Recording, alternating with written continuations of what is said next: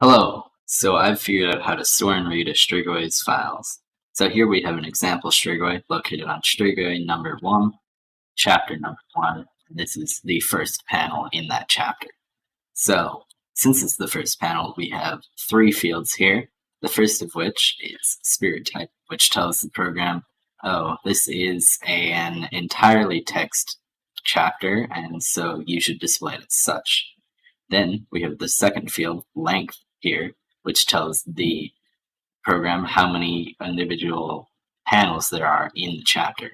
And then we have a third field here, content, which defines a list here of individual lines, and then the program will scroll through this whole list and it will put each of these on a separate line as it reads it back. Now, I mentioned that this has a length of 2, which corresponds to there being 2 documents. There is 1.json here, which is the file we're looking at now, and then there is 2.json. Now, since 2.json isn't the first panel in the chapter, it only has one field, content, which functions exactly the same as 1.json's content, except it doesn't have the first 2 fields here. Now, you may be thinking, why would I want to do that? Why would I want to separate each of these into separate panels instead of having it be just one long panel where each of the things, where each chapter is just one file? Now, the reason I did that is because it's going to help me develop the mixed display mode later on, where you may have a bunch of text and then an image and then some more text and then another image. Now, I've only implemented the text mode here, which basically it only displays text and it functions as I've said here. Now, let's see this in action. So here is the code for processing each of these files. So basically what this is a Java class, which effectively means it's its own kind of variable. And so that means that I can call it and make basically an exact copy of all this code, all of this code here on an individual file or so, say. And so basically what I have it do is when the file is created, it goes and it writes down the parsed response, which you'll see later is the text that comes out of this, the section number, the spirit number, and the panel number. And so the spirit number and the panel number are the 2 input variables when this class is created. And then additionally, I have it write down the address for the file, and then that's made up of the website address here. I have a website.tk/mdb. All of these files, by the way, are public and you can access them at your pleasure.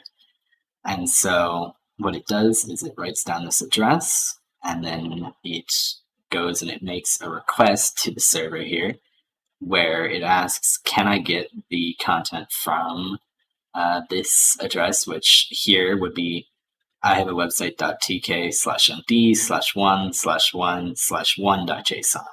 And then the server is going to send that back. And now what it's going to try and do, it's going to try and turn that response into an actual addressable response.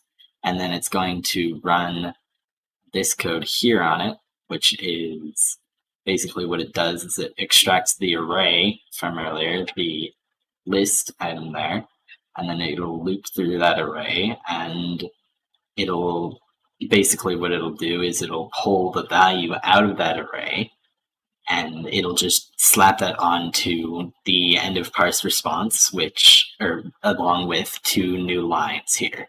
/n, by the way, corresponds to 1 new line in the code. Then, after it's done that, it's going to go ahead and write down the number of sections, because right now we're reading the first file in this chapter. And then it's going to check, is that number of sections greater than 1? And if it is, it's going to loop through and start with the second section, because as we've already processed the first one, we can start reading the second one. And so it's going to loop as long as the number of sections here, or the section we're processing, is less than or equal to the total number. And then after this loop is done, it increases that number by 1. So then what it tries to do is it tries to request that next section from the server.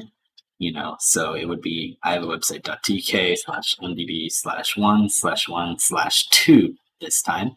And so then it's going to process that with this run thing here. And then it's going to turn that response into an actual addressable object. So that way we can pull out each of the items from it. And then we have, this here is sort of just a testing variable I made called line break, which is just 3 line breaks. It defines the break between 2 different panels.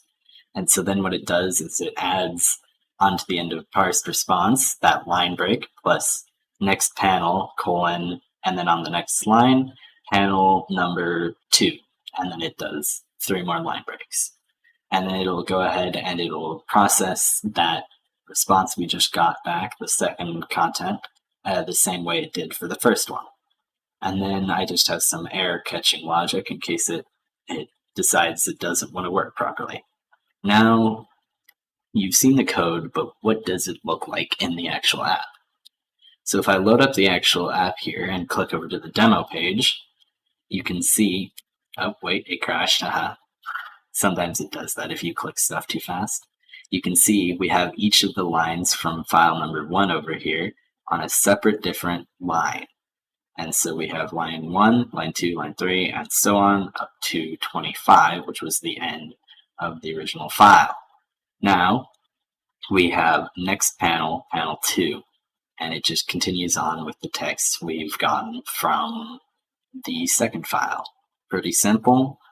Now, let's make a third file. So if you look here, this is the file on the server where all of the things are stored. So we have Strigoi number 1, chapter number 1, and then we have the individual panels here. So let's make a third panel. We go ahead and make a 3.json file.